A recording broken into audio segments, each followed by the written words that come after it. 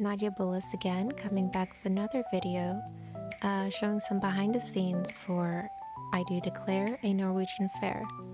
I am illustrating the book, as you can see me doing right now, and I'm the co-author with Charissa Bates. And this was originally her story, her idea. She has very close ties to her Norwegian roots with her community there, her parents owning a lipstick company. Sorry about that, door just closed with the wind. And so this was something she always wanted to explore, and when she brought it up to me, if I would illustrate for it. And I also have some Norwegian roots, which I actually don't think of that often because my mother is from the Czech Republic and my father is American, so mixed with a lot of European bloodlines there. But I usually just consider myself, okay, I'm half Czech, I'm half American, and that's usually where it stops when I initially think of my heredity. But I do have Norwegian in my family on my dad's side. So this was fun to come into it, that we both had some background in it, but she is more engrossed with it. She knows, of course, I didn't know about lefse, which we showcase in this book, and her parents have a company with that very food. And she had all kind of highlighted points about what was going to be explored and showcased in the book. And for myself, I'm less familiar with the Norwegian culture, so it's actually more of a research and study, and I guess refining some of my roots through it. And so kind of as we were talking about what the story would be, and there was just kind of a lot back and forth and ideas of what it could be, and it evolved so much from what the initial concept was, that I kind of offered up, I'm like, how do you feel about writing collaboration on this one? Because as we've worked together now over a couple books, I think we've started to know each other's strengths, and I know where hers are in her writing and her ideas, and again, she knows what she wants to highlight, she knows her market, she knows her people. And I always, excuse me, voice getting a little sore. She knows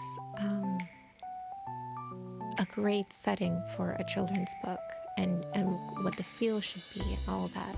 And she wanted this one to be very lively and bouncy and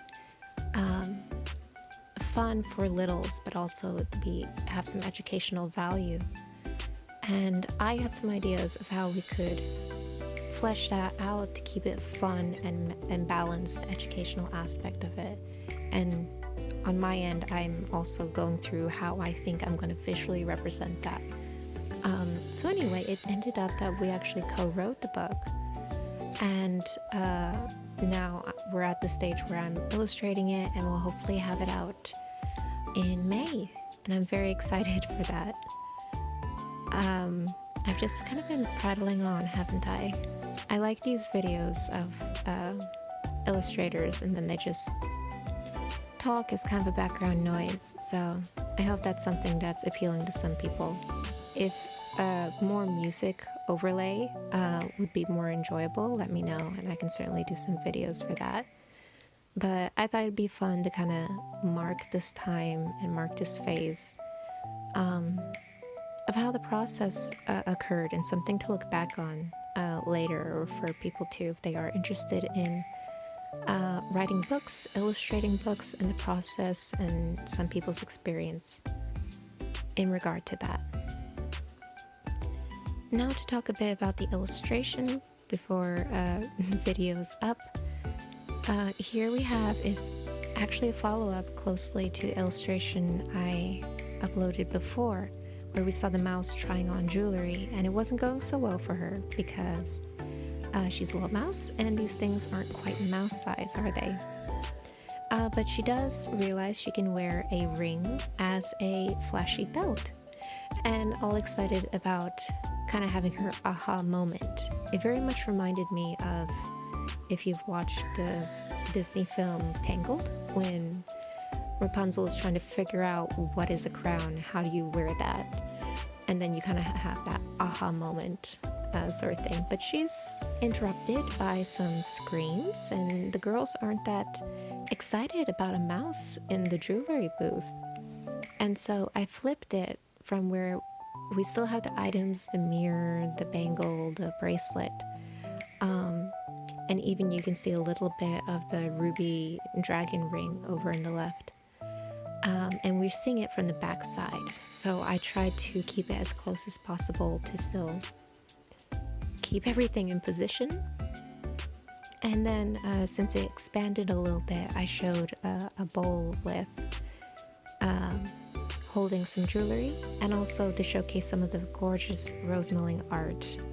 Norwegians have, it's very flowy, this that art form, and yet there's such symmetry and precision to it. I've watched some videos again in my research, and I'm just blown away because I'm not that smooth. So I hope I did it some justice in relation to this book to showcase that, because it really is beautiful work. And then the mouse character is kind of in the background, peeking at her, and we don't quite know what his deal is yet at this point in the story. But that will become apparent later on. And yeah, I really enjoyed this scene. I thought it was really cute. I like the design for the humans in comparison to the animal characters. And just really enjoy this book and the process overall. It's been wonderful, and I hope you do enjoy some of the behind the scenes, and let me know if there are specific questions or anything that I can cover and ramble on about. So thank you for watching, and please look forward to the book.